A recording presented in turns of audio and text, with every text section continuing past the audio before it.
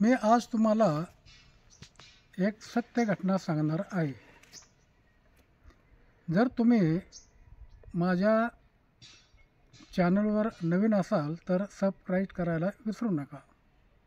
नमस्कार, माझं नाव प्रमोद झिंजाडे. सोलापूर जिल्ह्यातील करमाळा तालुक्यातील पोत्रे हे माझं गाव. साधारणपणे 1990-91ची घटना असेल.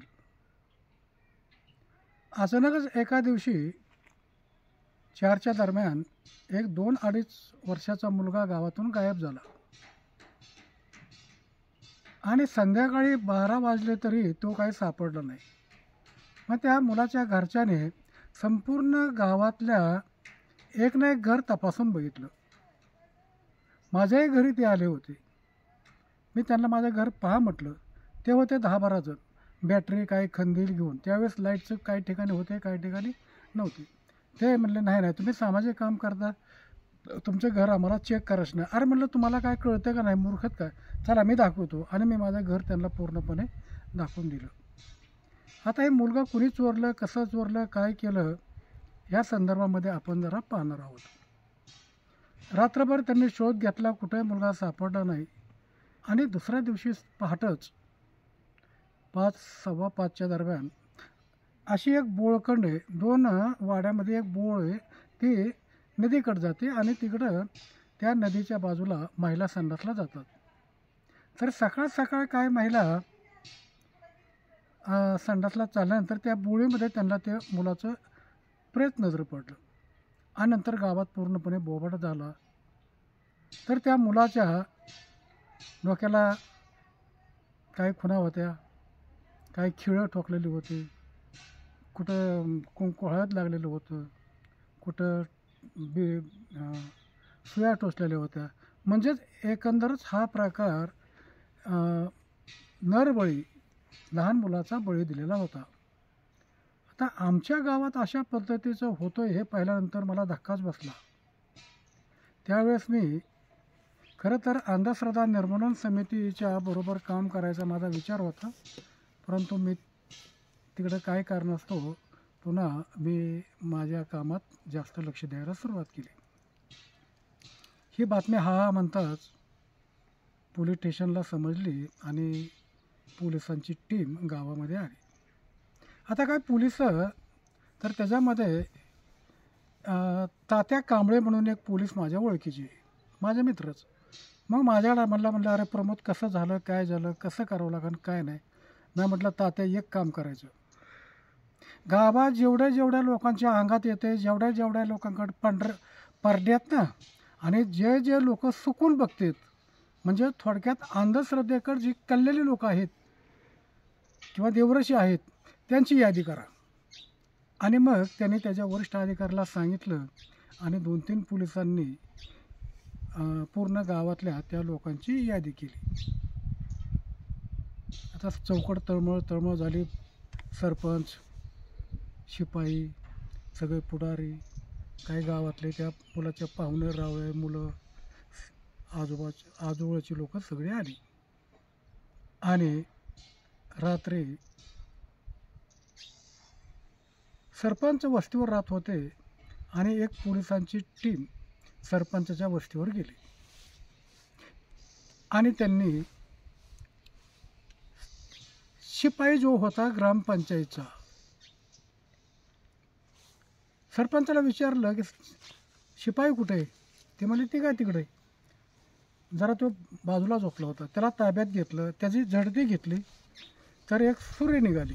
त्याला विचारलं अरे सुरं काय. ते म्हणलं मी मुसलमान आहे, माझ्याबरोबर असतील. रात्री म्हणले काय, रात्री कोंबडी कापली होती म्हणला.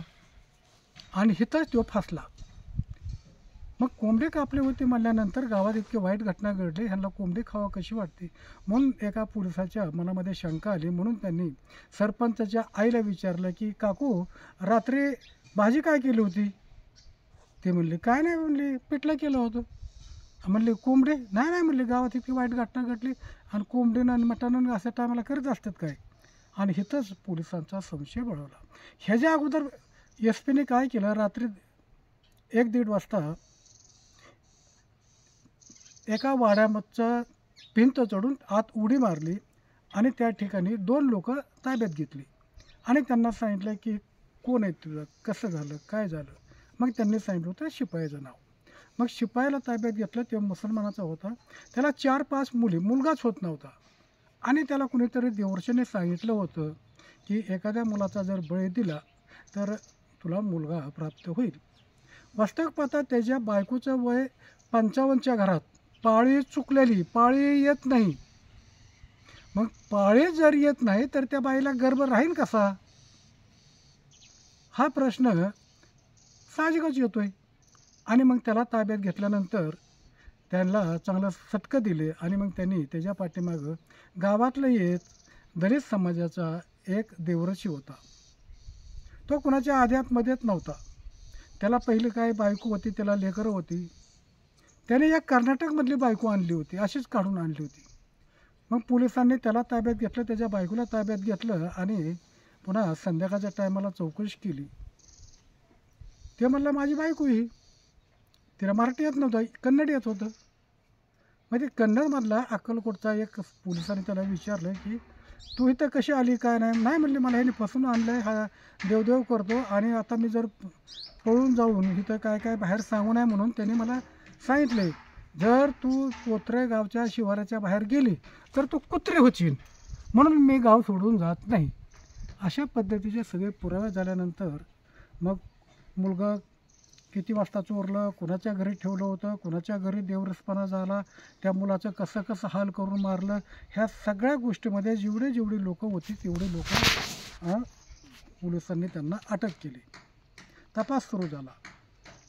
त्याच्यानंतर पुन्हा तिकडं कोर्ट कचेरी चालू असताना, तारखा चालू असताना अजून एक पोरगं 2-3 वयाचं पोरगं गावातून गायब झालं.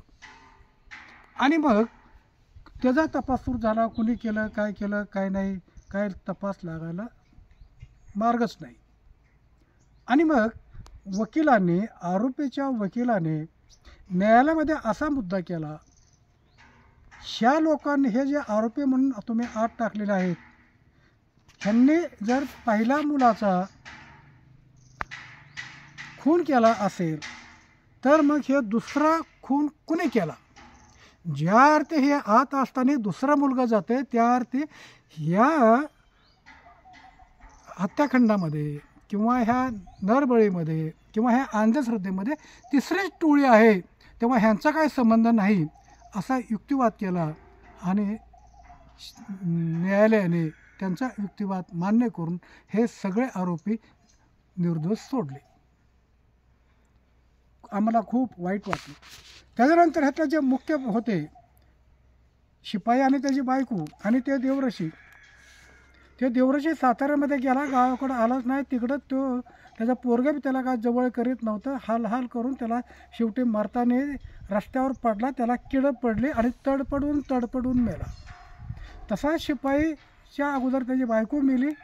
शिपाई बी असाच कुठंतरी तडपडून हे तिघं बी अशीच मेली. म्हणजे थोडक्यात जरी कायद्याने फुटला तरी नियती मात्र त्याला माफ करत नाही. जैशी करणे वैशी भरणे. धन्यवाद.